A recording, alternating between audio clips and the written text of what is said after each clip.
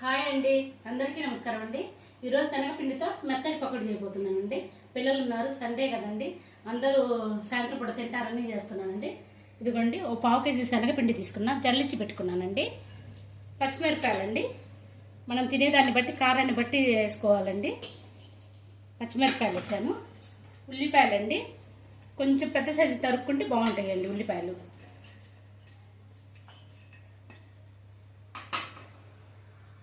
వామండి, కంపల్సరీగా వామేయండి, చాలా టేస్టీగా చాలా బాగుంటుందండి. కొంచెం వాము వేసుకున్నామంటే కడుపులో నొప్పి కూడా రాకుండా ఉంటుందండి.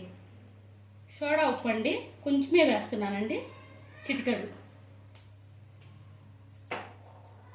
రుచికి తగ్గట్టు సాల్ట్ అండి, రుచికి తగ్గట్టు సాల్ట్ వేసుకొని నీళ్ళు పోసుకొని కలుపుకోవడమేనండి. బాండి పెట్టేశాను, ఆయిల్ కాగుతూ ఉంటుంది కదా అని చెప్పేసి. ఇదిగోండి, ఇది మొత్తం కలుపుకోవడమే. ఇంకా ఇదిగోండి, ఇలా కలుపుకోవాలండి. మరీ లూజుగా కాదు, మరీ గట్టిగా కాదండి. చూడండి, బాగా వేసేదానికి అనుకూలంగా ఉండేటట్టు చూడండి. ఎక్కువ లూజు కలిపినా నూనె లాగుద్దండి. ఇది మెత్తటి పకోడీ అండి, ఆయిల్ కాగింది, వేస్తున్నాను. మొత్తం ఇట్లా వేసేసుకొని బాగా కాలిన తర్వాత తీసేసుకుంటే టేస్టీగా బాగుంటాయండి. ఇదిగోండి, ఇలా ఎర్రగా కాల్చుకుంటే సరిపోతుందండి. బాగా వేగిపోయినాయి. పకోడీ అందరికీ వచ్చండి, అందరూ చేస్తారు.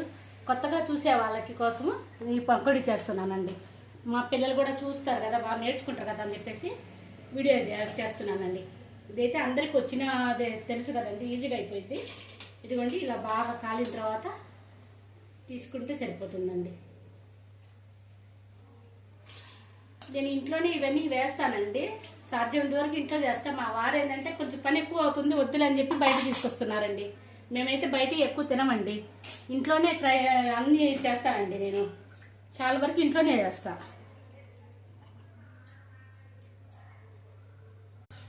ఇదిగోండి, చూడండి ఎలా కాలినాయి బాగా. ఇదిగోండి, అన్నీ చిలుకలు చిలుక వేసే విధానంలోనేనండి. ఇలా చీలికలు రావాలండి.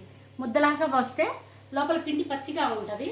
మనం కలిపే విధానం కూడా గట్టిగా కలుపుకున్నామండి. మరి నీళ్ళ పలచ కలిపితే నూనె ఎక్కువ లాగేసిద్దండి.